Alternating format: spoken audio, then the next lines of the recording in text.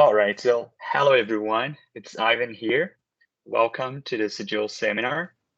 And a reminder before I introduce the speaker, I'd like to ask you please to keep your microphone muted and your webcam off during the presentation.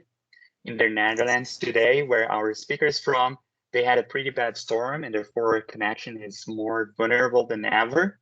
So I ask your cooperation. And if we have any connection issue during the presentation, if it takes more than, let's say, 10 minutes for us to sort it out, we'll reschedule our seminar. So for that, I also ask your cooperation. So today we are happy to have with us Renzo Bonnevasi. He's a PhD student in the Animal Breeding and Genomics Department at Wageningen University in Research. He was born in Recanati, a small town in central Italy, in a family of beef farmers of Marchigiana breed. Renzo did his bachelor's and master's in animal science at the University of Perugia under the supervision of Professor Emiliano Lasagna. During his master's, he did an Erasmus period at the Interbull Center, where he conducted his master thesis under the supervision of Professor Hussein Giorgiani. His thesis focused on comparing pedigree and genomic reliabilities of national and international evaluations in dairy cattle. After his master's, he did another Erasmus traineeship followed by a working period at the Interbull Center as geneticist, focusing on estimation of variance components in beef cattle international evaluations. In 2018, Renzo started his PhD at Wageningen in a collaboration project between Wageningen University, Interbeef, and Interbull and ICAR. His PhD project focuses on improving and further developing methodologies for international beef cattle evaluations. The first part of his research focused on using multi-trait approach to estimate genetic correlations across countries.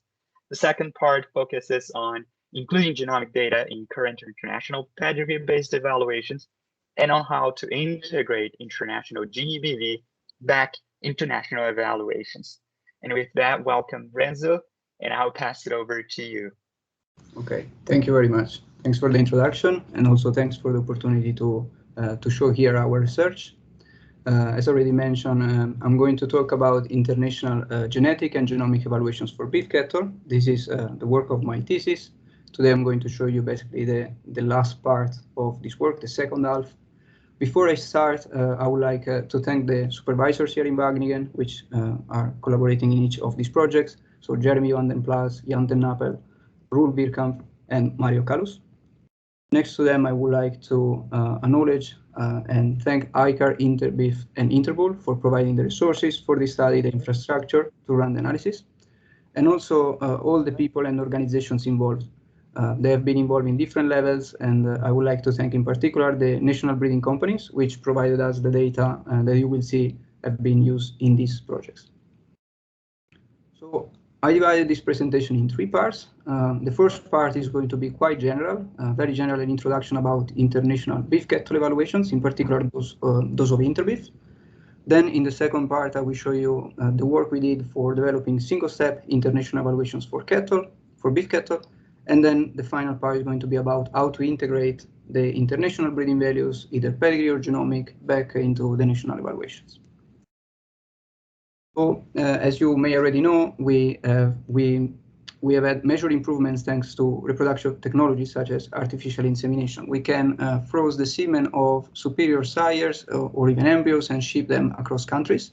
So we started during the last century to have a lot of genetic material exchange, and our cattle populations became more and more connected. The classic example in dairy is Holstein, which is maybe the most connected population in cattle.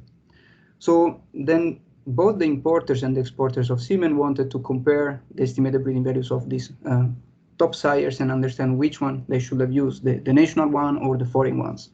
Especially if we don't have information from a sire with offspring in our own country, this becomes quite difficult. So one way is to just compare national breeding values, but these are not really comparable because we are using different trait definition, different scales, and also there is something called genotype by environment interaction. I'm trying to explain this concept rather generally with this small example.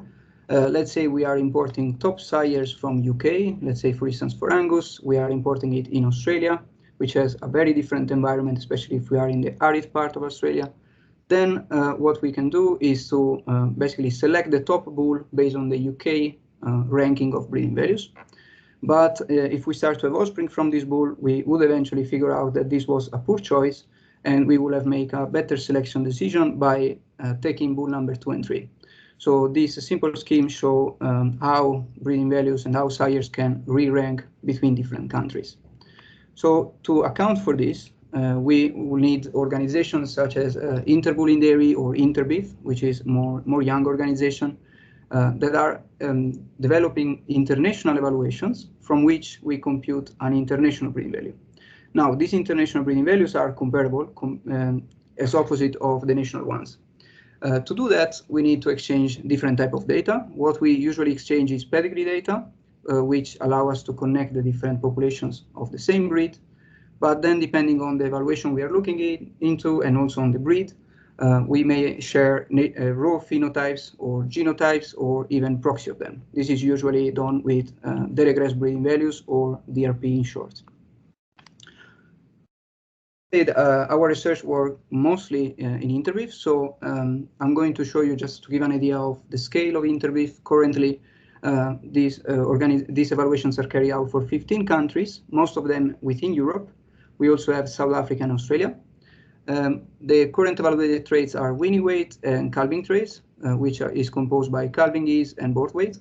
We have now testing for carcass traits composed by weight, conformation, fat, and more recently also age at slaughter. And we also have in R&D fertility traits. So these evaluations are carried out twice per year for 5 different breeds. And you can see them listed here: Limousin, Charolais, Hereford, Simmental, and Angus. So one of the differences in dairy compared to beef is how the data are shared between countries. So here I would like to show you a simple schematic example of how interbeef evaluations are carried out. And this will come across the presentation a few times. So at the national level, we have, let's imagine, 2 countries. We collect pedigree, phenotypic, and eventually genomic data. Carrying out our national evaluations, we obtain pedigree or genomic breeding values at the national level and the associated reliabilities. Now you can see that the system are completely closed, so country A cannot access any data from country B. So in Interbeef, what we do is to pull the national data, pedigree and phenotypes, for conducting a pedigree international evaluation. And these data are also used to estimate genetic correlations. The estimation of correlations is not happening every time we do an international evaluation, but under specific conditions. For instance, a new country joined the evaluation, or there is a major change in their model that may affect the genetic parameters, then we use the data to compute correlations. Out of the evaluation, we get an international breeding value and an associated reliability, which are pedigree-based. And these are distributed back to the countries. Now it's really up to the country to decide how to use them. So the first part of my PhD focused on the first block on how to estimate genetic correlations. We wanted to look into more efficient algorithms to use multi-trait approach, which means we can combine data from multiple countries in a multi-trait analysis to estimate the correlations. And later we also wanted to investigate the impact of a specific type of correlation, the direct maternal genetic correlations, how modeling these may affect the delivered international breeding values.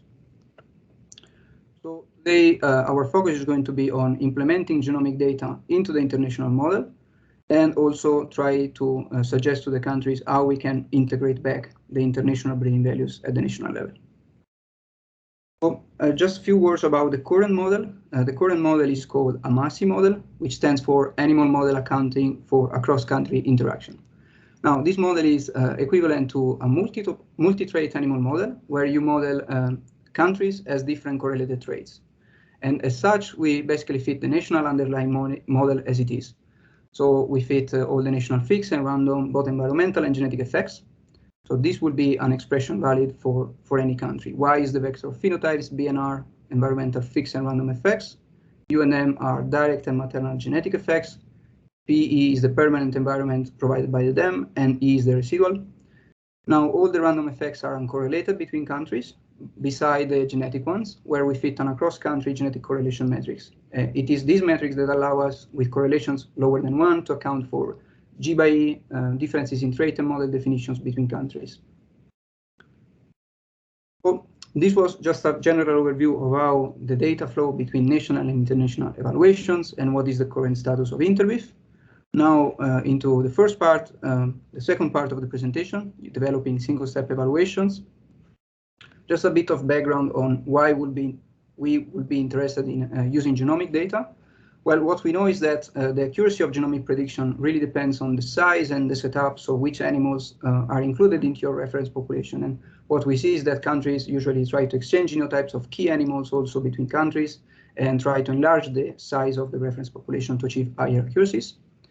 There are more and more countries that are moving from multi-step approach to single-step approach that can use the three sources of information altogether without the need to approximate, for instance, in the regress proofs, which for beef cattle may be a bit challenging. We also know that if we have a small national population, it can be challenging and sometimes not even cost-effective to implement national genomic predictions.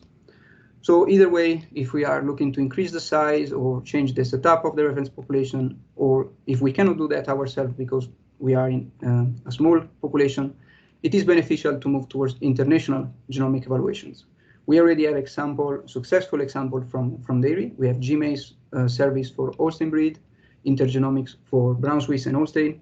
And then we have also other international projects, such as the GDMI project and Gentor, which work with difficult to measure and therefore expensive traits to record. And here also the strategy is that we try to pull together the data between different countries, enlarge our reference population, and therefore try to achieve a sizable reference population in a faster manner. So, how can we include genomic information in InterBIF? What is the current situation? Well, at the national level, as I mentioned before, we already have pedigree and phenotypic data, which we pull at the international level. And the situation for genotypes is quite heterogeneous, I would say. We have countries that have implemented genomic selection since a few years, others that are collecting genotypes at a fast phase, and we have also small countries that are not planning to implement genomic selection in the coming 5 years. So we think that if we have to, it would be beneficial to move international data, genomic data at the international level, and in an optimal scenario, countries will be able to share their genotypes next to pedigree and phenotypic data. Therefore, they will be able to apply a single-step approach at the international level, and this will allow to propagate the benefits also to countries that are also smaller in size.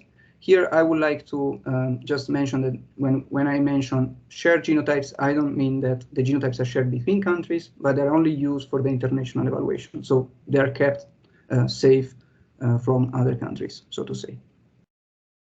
So the aim of this study was double. We wanted to develop single-step international evaluations for InterBIF, and also we wanted to evaluate if there was any impact on level and dispersion bias and on the accuracies. The data we had available came from 7 countries for a total of 5 populations and were from Limousin data. Here you can see the different countries. We have Czech Republic, DFS, which stands for Denmark, Finland, and Sweden. These 3 countries joined together as a single population in our evaluations. We have Ireland, Germany, and Switzerland. In total, we have more than 300,000 phenotypes. And with respect to the genotypes, we asked countries to submit national genotypes at least 42K density, imputed them to a selected panel, and after quality control, we were left with 58K density panel of SNPs. These genotypes were in total more than 17,000, and the majority came from Ireland, followed by Switzerland, Czech Republic, and Germany, which mostly had sires. And for DFS, you can see we don't have genotypes, but in a single-step international evaluation, we still included DFS in the analysis. You can also see the percentage of genotypes with phenotypes. All countries had more than 50%, for an average of 60% of genotype with a winning weight associated to it. Only Ireland had less than 50%. To answer the research question, what we did was to put in place 4 different scenarios that differ on 2 levels of the evaluation. We had pedigree-based evaluations or single-step if we use genotype. So for the pedigree base, we use the national models, or for the international evaluations, we use the model I just showed you, the multi-trait Amasi model. For the genomic evaluations, we develop a single-step SNP-LAP approach according to Liu and colleagues, and use J factors to ensure the compatibility between pedigree and genomic information. Now, another difference was if the evaluation used only national submitted data. In that case, we have a national evaluation. So, for instance, we have PBLAP national and single steps NIBLAP national. And we also have international evaluations, which is basically pulling together all the data that we got.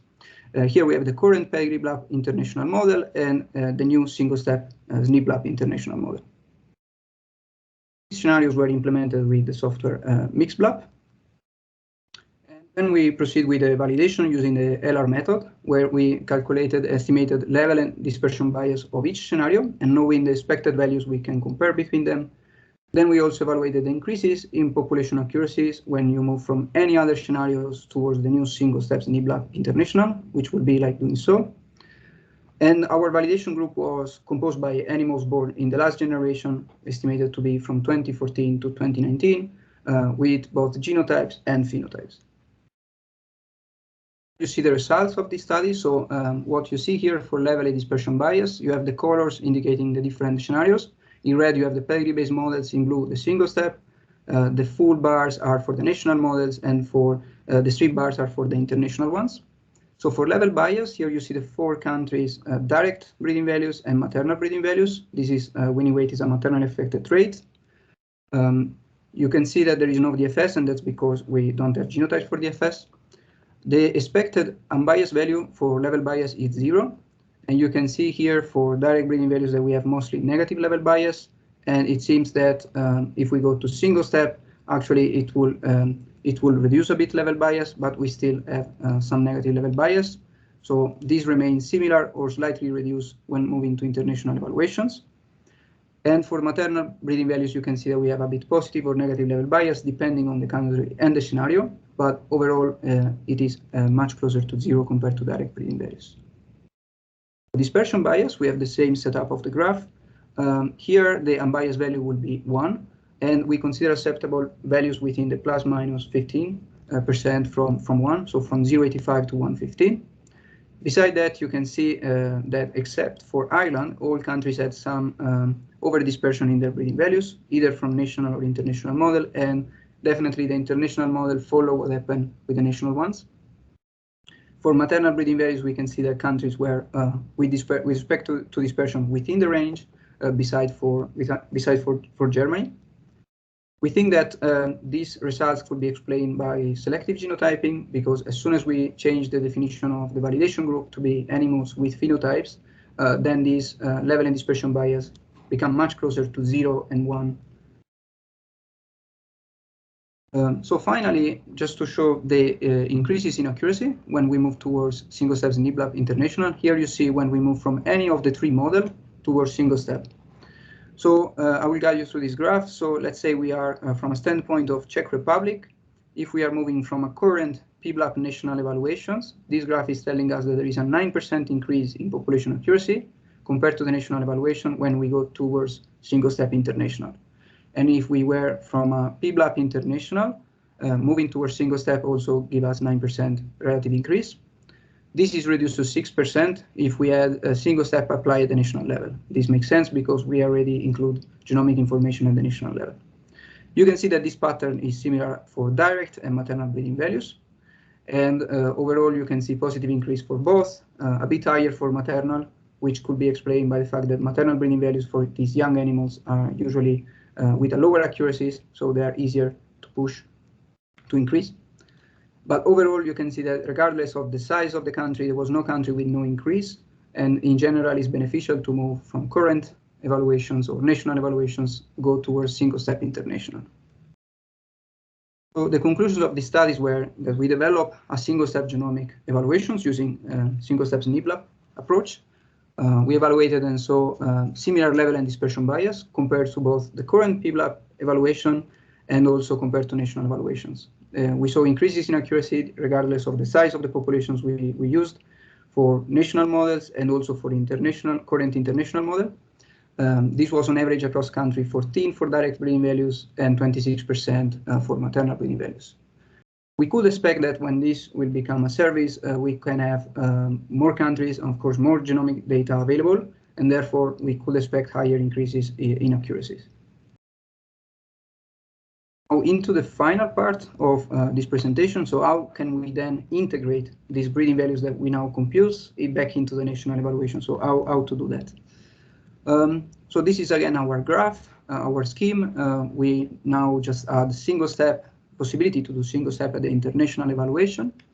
Interbeef distributes back these breeding values to each country for two groups of animals officially. One is for the national animals, which are the animals that have been included into the national pedigree that's been sent to Interbeef, and also for publishable sires.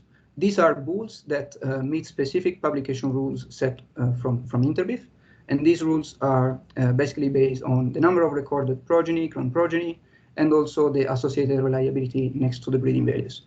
So once a bull meets this criteria, this is considered publishable. And you may have a publishable sire at the national level, but you also get access to publishable sires from other countries. So, usually what countries will need to do then is to decide how to integrate these breeding values back into the national evaluation. But currently there are no official procedures on how to do that. So this is still an open research question. So we do have now two breeding values. Is that bad? No, but at the same time, countries need to choose what to do with that. And here I'm trying to show why it is a bit difficult. Both breeding values have been computed using different sources of information. So at the national level, you most likely have a multi-trait evaluation. For instance, for beef, you have birth weights, weaning weight, carcass traits all together. Some countries, have multi-breed evaluations. For instance, in Ireland, this is common. We also have crossbred data used at the national level. Of course, there is no access to data from foreign relatives, and usually the average, I would say, is about 4 evaluations per year. On the other end, at the international level, these are conducted single trait. So, for instance, we evaluate weaning weight, but this is not evaluated together with birth weight. They are conducted single breed. And also we have access to data from foreign relatives, and are conducted twice per year. So you can see that there could be disagreement because we use different sources of information between national and international breeding values. For instance, if we have a young animals, then the two breeding values may not be in agreement. Then choosing one of the two breeding values will also lead to lose one of the associated source of information. So the best would be to combine the two together. And also, if we just use the international one, well, if you have new data available that was not sent to Interbeef, this international information is not propagated to these new animals. And you have to wait to the next evaluation until you get the international information also for these new animals. So to solve these issues, there are so-called integration procedures. These basically aim to combine national and international information. And what do we mean with information is the breeding values and its associated measure of precision. So in this case, reliabilities. I point to this paper by Jeremy van den Plas and Nicholas Gengler, which made an extensive review on integration procedures. But in general, there are two types of approach. And we have post-evaluations, which basically aim to make the breeding values comparable. So once you carry out national and international evaluations, you try to make the breeding values comparable with each other.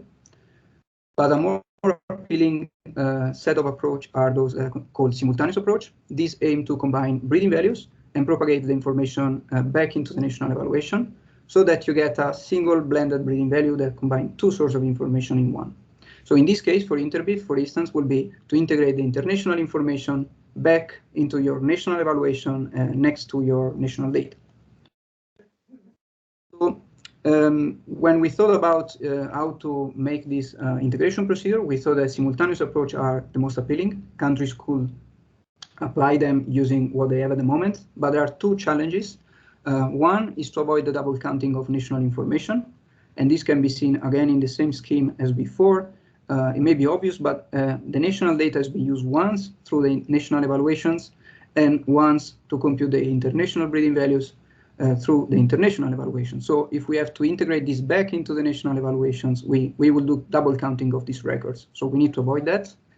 And also there are several approximation steps that some of these procedures take. For instance, you may have the regression steps or need to approximate reliabilities and how to convert that to in this case, effective records contribution, or you can think of it as DYD.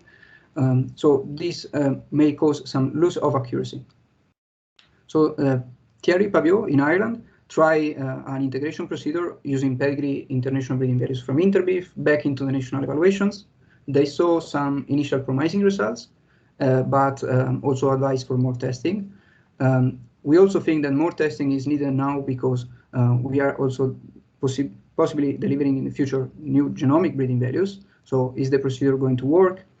And also there is definitely need to make it generalized so that countries can apply that without using tools that maybe are not available at the national level. So if possible to make a general and easy to apply procedure, straightforward, so to say, that will be definitely beneficial. The study was double. We wanted to define this integration procedure for publishable sires, pedigree and genomic breeding values, how to integrate that into national evaluations, but we also wanted to then validate this procedure. And we did that using the Italian limousine evaluations, and data was provided by an ACRI organization from Italy. So here we have again our scheme.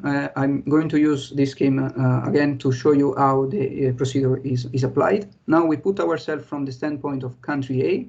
Here we are going to obtain national breeding values, but in this case, we are talking about single trait evaluation. So we need to recreate the breeding values from a single trait that we are going to reintegrate back. So for instance, if we are talking about winning weights, we need to have the national breeding values computed for winning weight alone. Then here we have all the information from other countries, which can be, as we saw, up to 14 different countries. Then the first step is to apply, and the whole procedure is done one bull at a time, so that's quite straightforward, is to compute effective records contribution, which basically convert the reliability in an amount of records that translate that the reliability for a specific sire to an equivalent amount of records. We do that for both national and international evaluations, and in step 2, we compute the regress proofs. Here we use the approach of Garrick. And now we have a pseudo phenotype and an associated amount of information linked to it. Then the next step, step 3, is to remove the double counting of national information. This is done using and computing adjusted ERP and adjusted the regress ERC. The regress ERC is the ERC of the animal minus the contribution from the parent, so the ERC from parent average. And this was done according to the method of Jeremy van den Plas. So you just to give a small example, let's say that you have a sire with 15 recorded of 15 ERC coming from the international evaluations, and 5 were already present at the national evaluation level. Then the regress ERC, once you remove the national, the parent average contribution basically would be 10. Now in the fourth step, we run a blended evaluation. What we do, we take the up-to-date national data. This is now the multi-trait evaluation, potentially including different traits, different breeds, eventually genotypes. So you take the national data and you run a national evaluation where the DRP adjusted are used as pseudo records and the regress ERC adjusted are used as weights. So the computational cost is equivalent to adding extra records to your national evaluation. Of this blended evaluation, now we obtain a blended breeding value, which have used the up-to-date national data and included information coming from other countries through this path. So we tested and validated this using the Italian limousine evaluation. The data were the same as before, but now augmented using the Italian ones. We have more than 100,000 winning weights for Italy, but Italian evaluations at the moment are not genomic. So we have no genotypes available. And in total now the pedigree increase a bit, is up to 680,000 animals. So still limousine breed. The different scenarios we put in place for this, again using Mixblab, were the following. So to mimic a difference between national and international evaluations, what we did was to set the Italian evaluations to be pedigree, single breed, and single trait. So this is equivalent to the international one, but we mimic what happened in difference in publication calendar. So the Italian ones are 4 months ahead in data. So we have more data at the national level compared to the international evaluation. So we have interbeef scenario and a national scenario. Here, the first one is an international evaluation, which use phenotypes and genotypes coming from all countries up to January 2019. And the national one uses phenotypes up to May 2019, so it's 4 months ahead. The scenario we compare are national, which is just a national evaluation without any type of integration. So this is what will be done by the UNACLI evaluations. Then we have the blend scenario. This is a blend evaluation that integrates inter-BIF information into the national one using the procedure I just showed you with 4 steps. Then we have another one called GOLD, that stands for Gold Standard. It is as blended, so it's a blend evaluation that integrates internationally, national, but in this case, we didn't use the Italian phenotypes to compute the international breeding value. So by doing this, there is no double counting of Italian phenotypes when doing the integration. So we can basically judge how good we were in accounting for double counting by comparing blend with GOLD. Then we have a reference scenario. This is what we compare against. And this is just a scenario that is equivalent to an international evaluation that use all data.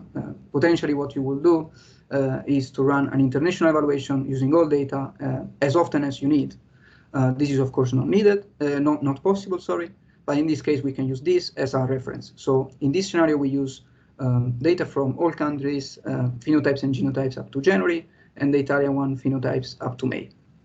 So this tends to do the same. It uses the same information as blend, but without any approximation into DRC star and DRP star, so the adjusted ones. Validation, I'm going to show you the results for the adequacy of this integration procedure. So how close can we get to the reference breeding values? So we compare publishable sires, pedigree, and genomic breeding values of the reference scenario versus any other national blend and GOLD. We use a simple linear regression where we evaluated level bias as the average difference in breeding values, dispersion, which is the slope, accuracy as correlation. And as you may already thought, well, not all publishable sires are the same. So we divided them in 3 different groups. We have domestic with more than 15 recorded offspring in Italy, domestic with less than 15 recorded offspring in Italy, and foreign, where we have no recorded offspring in Italy. And each group has its own expectation, let's say. For group A, we have a lot of recorded offspring, so we can expect to have that we need to remove more double counting of national data. We also don't expect much gain in reliability because these sires should have already a good reliability and may not have that many offspring abroad. The domestic with less than 15 is a group that has some double counting, and also we expect some gain in reliability, especially because these were all sires that have recorded offspring in other countries. And for the foreign, we have no double counting of records from the Italian evaluation, as we have no offspring recorded, but we expect a lot of gain in reliability because most of the information comes from abroad. I will walk you through the results. We first are going to see the gains in reliability, how much do we gain, and then how this converts in average number of records for blend and GOLD, try to compare them to see if we are getting a good removal of double counting. And finally, the results for the model adequacy. I'm going to do that for a matter of time only for direct breeding values, but for maternal it worked quite similarly. So what you see in this graph are now the gains in reliability as reliability international minus the national. You have the 3 groups, domestic sires with more than 15 recorded offspring, domestic with less than 15, and the foreign ones. On the x-axis are the pedigree-based national evaluations, reliability. And on the y-axis, you have the international reliability, in this case from pedigree-based evaluations. You can see that for the domestic groups with more than 15 recorded offspring, the majority have already quite a good reliability at the national level, and there is not that much gain from international information. It's quite the opposite for domestic sires with less than 15 recorded offspring. There is quite an heterogeneous group here, but there is also quite some gain. And finally, for the foreign offspring, you can see that at the national level, we lack information on these sires, and the average was about 0.5 for the international reliabilities. Now, you can see also that they are colored by genotype and non-genotype animals. Of course, under a pedigree international evaluations, this shows that there is no difference between them. But if we move to single step, what's going to happen is that now these genotype sires actually get much more reliable breeding values. And you can see that it stands out quite well from the other group of sires. And therefore now This I think support the need of testing this procedure also for genomic breeding values. Now, what we are trying to do with this integration procedure is to convert these reliabilities and in records and integrate them into the national evaluation. So if we are going to look at the average values of this effective records contribution for direct breeding values, for direct reliabilities, what you see here is the three group of sires and the blend and the gold scenario. Now, these are the averages of DRC adjusted for blend and gold. For the first group, this was equivalent, this gains in reliability was equivalent to about alpha record of or 0.3 in gold, 5 records for the domestic with less than 15 recorded offspring, and for foreign sires about 2.5. And you can see that we are doing quite a good job, and the averages are quite close between blend and gold. If we go to single step, now we have higher averages. We go to about 2 records, 20 and 5 for the different groups. But again, this just reflects that we have more information from single step that we have to integrate, and also that we are doing, again, a good job in removing double counting if we compare blend and gold DRC. Into the model adequacy for level bias, we have same setup, so domestic with more than 15, less than 15 and foreign. Now we also have the national scenario next to blend and gold, because we want to compare also without the integration. The expected, in absence of level bias, we will expect 0. And you can see here the values when we integrate from pedigree-based international evaluations. Well, at the national level, there is no integration. We can see some level bias for almost all group of animals. It's more evident in the second group. And you can see that if we go and do an integration procedure, this level bias is now reduced. If we go to integrate, if we are going to integrate from single-step international breeding values, we can see that we have almost the same pattern. So biased national evaluations, if we do the integration, this is reduced. It's performing a bit less well compared to pedigree, but overall, we can see that the integration procedure is still beneficial. For dispersion, this expected value is 1. And these are when the results when we integrate from pedigree-based evaluations. And you can see again that we can get similar or improved dispersion, for instance, for the second and third group, when we do an integration procedure compared to not doing anything at the national level. If we are integrating from single step, we get very close results. And in this case, it performs actually quite slightly better to do an integration procedure from single step. Finally, for the accuracies, which is the correlation with the reference breeding value, here you see the accuracies for when we integrate from pedigree-based evaluations.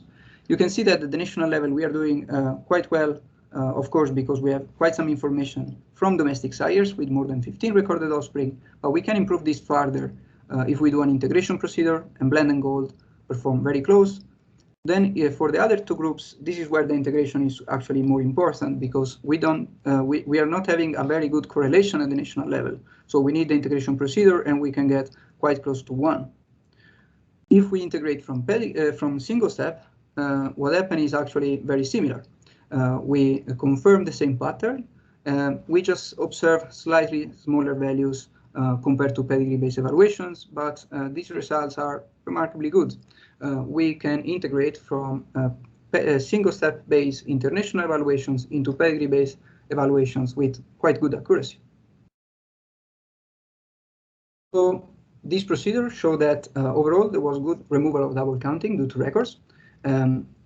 The integration improved the national model adequacy with respect to the 3 evaluations I just showed you, and there were similar results for maternal breeding values.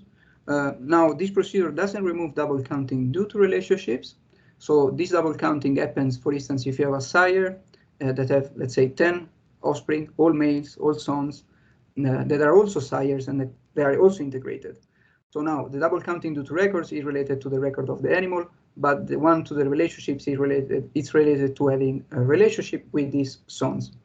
So for that, this procedure doesn't remove that double counting. So we think this could be potentially further improved. So this would be eventually up to the country by going a step further in the ERC calculation.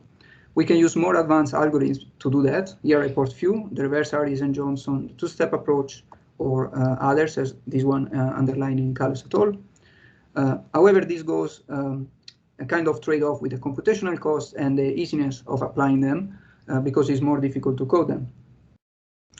So the conclusions of this study was that we develop a general and very straightforward procedure. The computational cost is really minimal. And it seems to have worked quite well. This procedure can blend international information for publishable sires. For Italy, it improved the national model adequacy. And we tested and saw that this worked well for pedigree-based evaluations, a bit better than single-step. But for single-step breeding values, it worked remarkably well. That was it from my side. Thanks a lot for your attention. And I leave here some contacts. If you have any question, I would be happy to take them.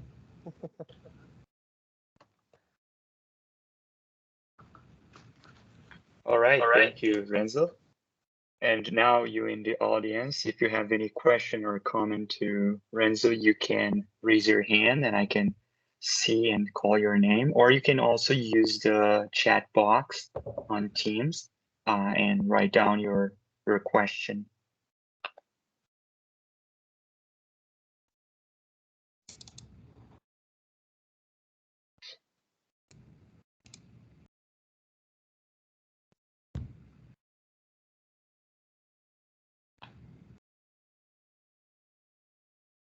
Right, so Renzo, I think I will start this, this section. But my question will be not so much related to the methodology, the things you presented, but with something you mentioned in the beginning of your presentation about genotype by environment interaction. That's a topic that I'm very interested in, and I've been trying to learn more. And as you mentioned, and I've seen some studies talking about ways to account for the genotype by environment interaction when performing these genetic evaluations internationally.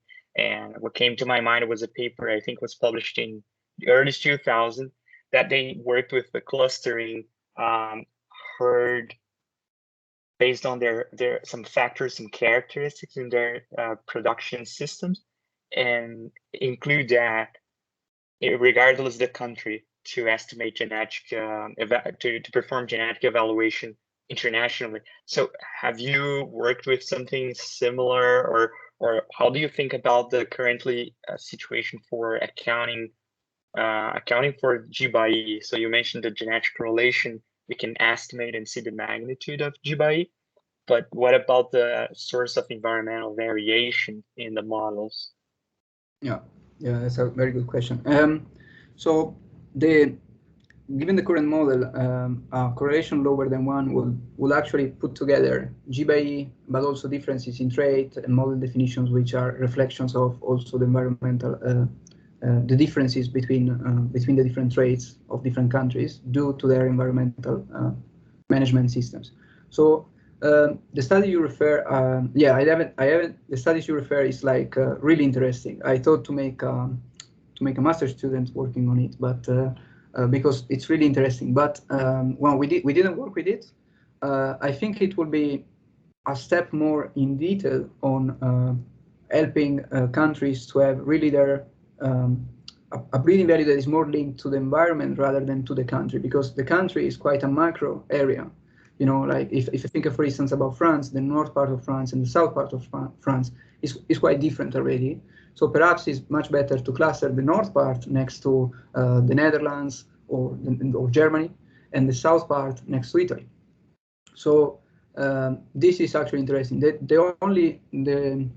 I don't have much experience in this. I think it will be possible. Let's say if countries would provide, for instance, the location of the herd, then one can try to link the herd data with the code with the zip address, and then I thought maybe we can, for instance, pull environmental variables from satellite data or public database. So countries don't really need to upload environmental data because you need to cluster according to, for instance, precipitation or latitude or some environmental variable. There is a negative aspect, I think, which is that then the breeding value you produce is linked to the herd or to the environment. And then the country need to adapt that or somehow try to use this information. So if I put from a country perspective, maybe you deliver a national breeding value, and now you have an international breeding value for north part and south part of your country, which may be a bit confusing. But yeah, it's really interesting, I think. Yeah, that's very interesting indeed. Yeah, no, I just decided to ask you to maybe exploring a little more about that. I know this is not the focus of your work, but that was a very good insight on it. Thank you. And so, does anyone have a question to Renzo?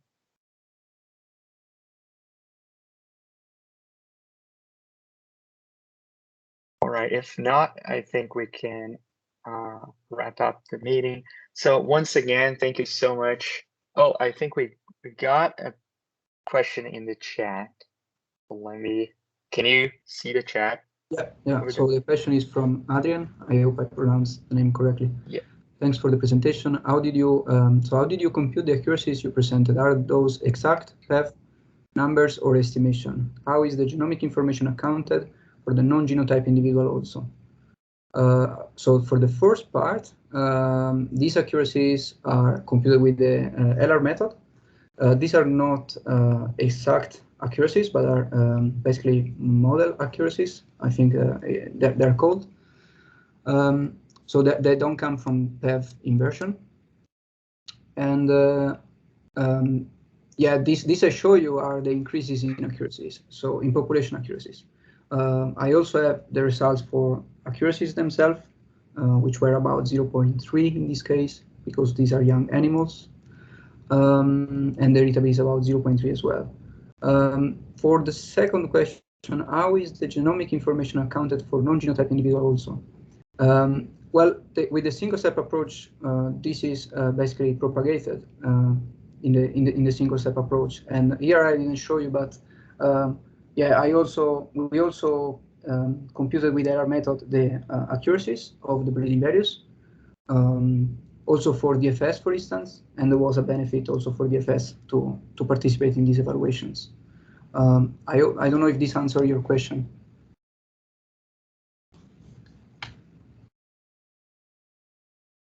All right, so we have now 2 hands here I can see. The first one I see on my screen is Peach Sullivan. So if you want to go ahead, please. Hi, Renzo. Good to hear from you today. Nice presentation. You covered a lot of information. I think that's maybe part of the reason people have trouble with questions, not for lack of interest. There was a lot of good stuff in there.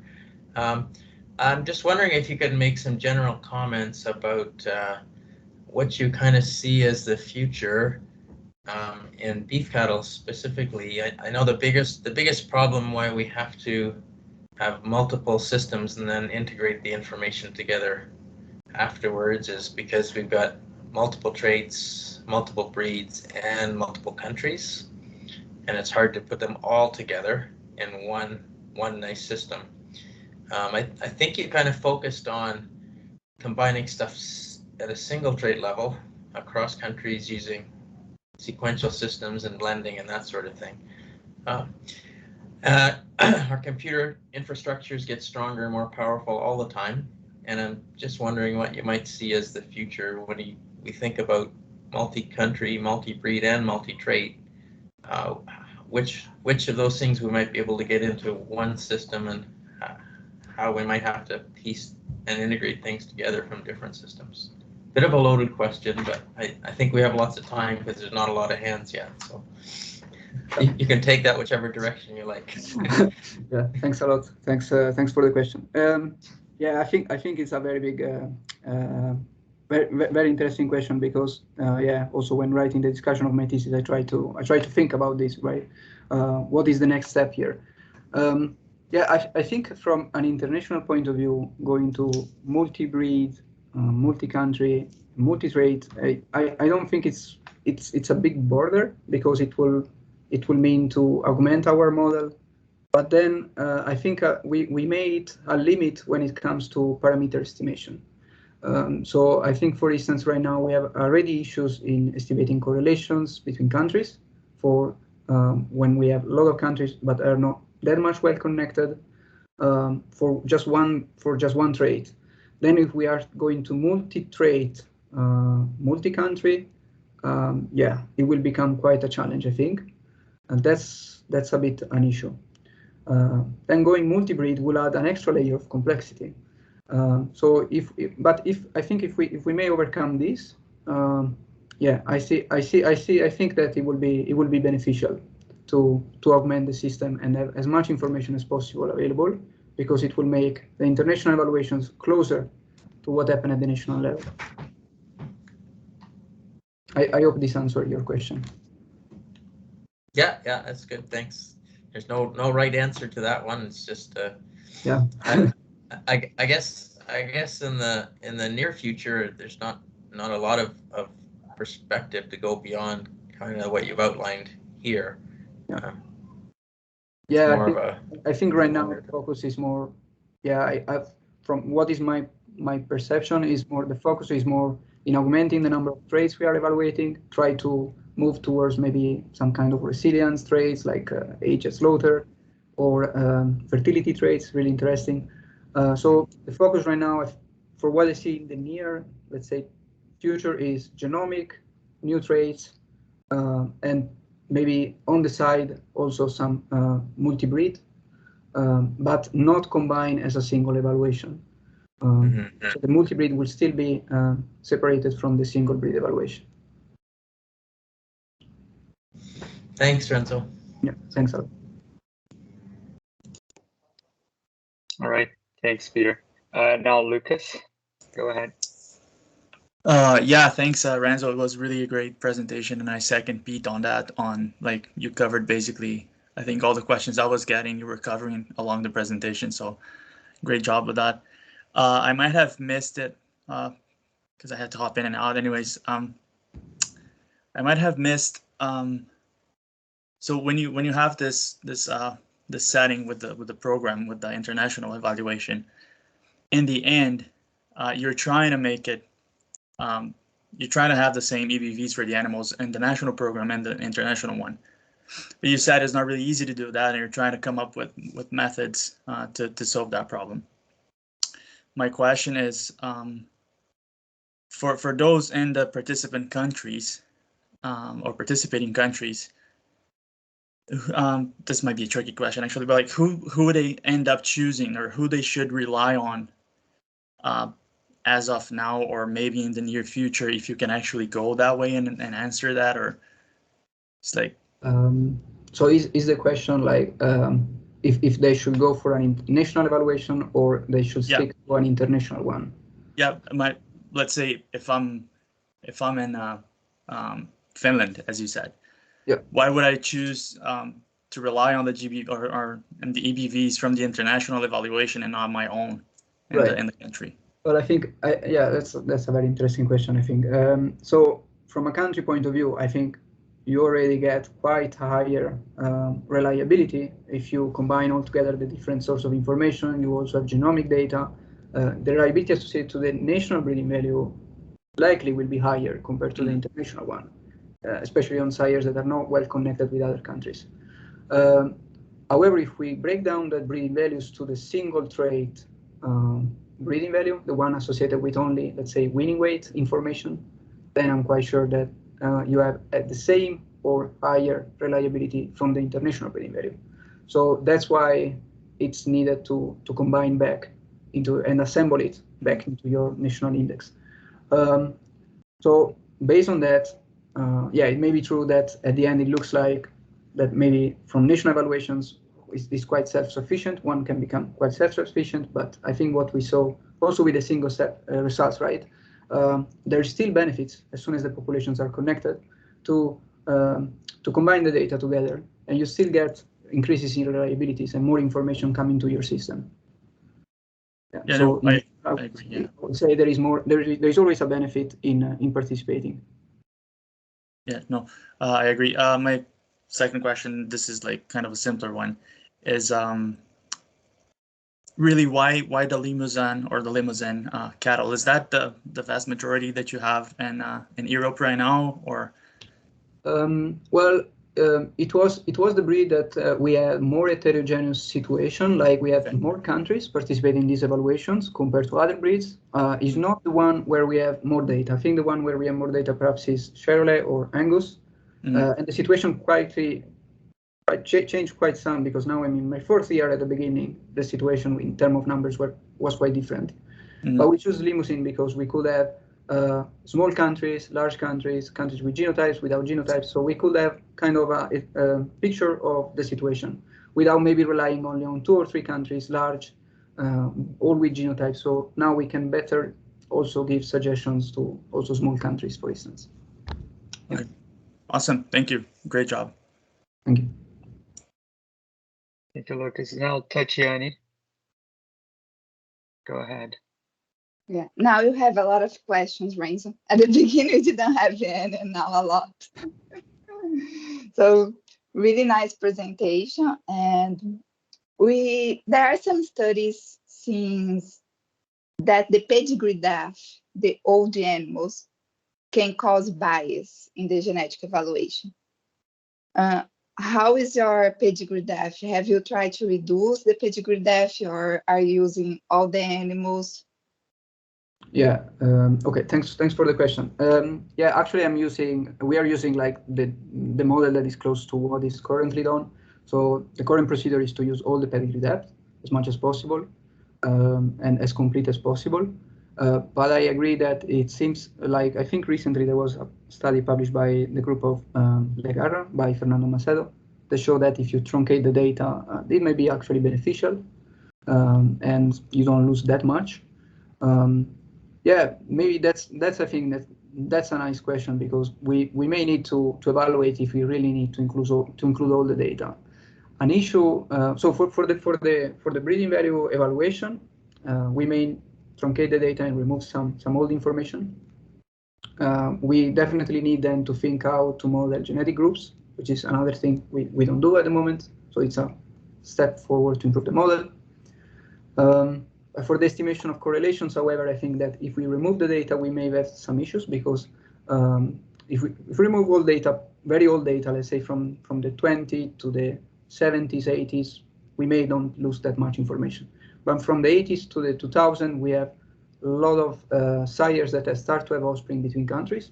So removing those data, I will avoid to remove the data if possible, because what we saw in the first study that I presented, well, first study of my PhD, we saw that these are quite important connections in beef, because we don't have that many sires with many offspring. Oh, yeah, it makes sense, because you depend on the connections between the sires. Yeah, exactly. Yeah, but if you try, maybe you're gonna, because if you need less animals, maybe you're gonna gain in the computational demand as well. So yeah, maybe it's worth to try. Yeah, definitely. Yeah. Trade-off. Yeah. Okay, thank you very much. Thanks for the question.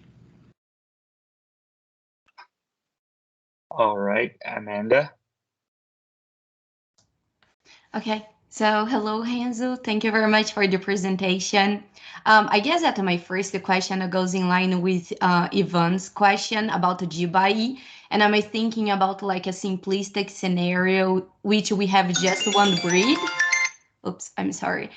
Which we have just one breed, and as you mentioned, when we think about within country, in like big countries, for example, Australia, United States, and even Brazil, we can see like a wide range of like environment, and within country, we can see GBI already. So my question would be like, when we would really care about the GBI across countries, if even within country we would observe GBI. And I'm asking about that because actually, like, I have one data set, I observed GBI within the data set, within country, but it was similar level across countries. So when I would care about that and use just like a single trait model to analyze that data. Yeah, that's a very good question. Yeah, I don't think I have the exact answer to this question. I think like from what I saw from some literature review was that there was this number from the paper of Robinson, which say that if the correlation drops below 0.80, then it's beneficial to model GBA, or sorry, to include data from another environment. And this was later translated in kind of a threshold to decide if there was GBA or not, which I think is different from what Robinson suggested. So I think it's difficult to give an answer to this because, yeah, when do you care? Where do you put a limit? Yeah, I don't really know the answer to this. I can say that at the international level, even if we have a correlation of, well, usually we see correlation of 0.8, 0.6 for the maternal effects, 0.8 for the direct. And even if we will get correlation of 0.9, let's say, you will still need to model countries as different traits because maybe different countries use different models. And what, for instance, they do in Denmark, Finland, and Sweden, they combine the data together, right? They are able to do that because they are able to harmonize their national models. And then there is a single organization that take care of interfacing with interbeef, distributing better breeding values. But you may think that, yeah, you may imagine this is not really possible always. Let's say you have no GBA between one country, let's say France, and another one being Germany. Well, then you need to pull together the data, you need collaboration between these two countries. So I think still you need to model them differently at the international level. Also to take care of different models, different trait definitions, beside GBA. Yeah, at the national level, I don't really know what could be a good answer. I think maybe so if I think, for instance, as US, as being composed by different countries, one could just maybe cluster them into different group of countries. So like US from West and from East, for instance. But yeah, I think it's a good question. Yeah, that makes sense. Thank you very much. I just asked you because I saw like you had like many countries, and I was thinking if you evaluate like GBA within country specifically. And yeah, no, not really. But indeed was indeed connected with the question of Ivan, because I thought maybe we can, if we can get some data on the environment linked to the herd, we can do a within country herd clustering. Let's say just 2 clusters or 3 clusters, and try to see if there was a correlation. Yeah, again, let's say below 0.8, just to have this value in mind, and see if there was any GBA there. I think there has been studies in dairy that show that it is the case. You will get some GBA also within country. Yeah, thank you very much, and really nice presentation. Thank you. Yeah, thank you, Amanda. I think in terms of this topic, one thing that came to my mind, Renzo, is what you mentioned that I sort of was missing. The point, I think, is more related to the methodology that each country approach, use to perform their genetic evaluation. And therefore, if we want to work with them together, we need to address this first before, for example, having a cluster that would classify a herd in France and a herd in German together. But there's this issue, right? I think that's one thing also then has to be addressed in this moving forward with the idea of clustering herds. And yeah, definitely. Yeah. All right. So in the end, we've got some questions, right? That's good. Good. I think we're now good with time. So once again, thank you, Renzo, for a great presentation and also accepting our invite. Thank you all for attending this meeting, and I hope to see you. I'm not sure, I think it's not next week, but the week after. And we will update you with the emails. So thank you very much. Have a good afternoon, everyone. Bye. Thank you very much. Bye. Bye, everyone.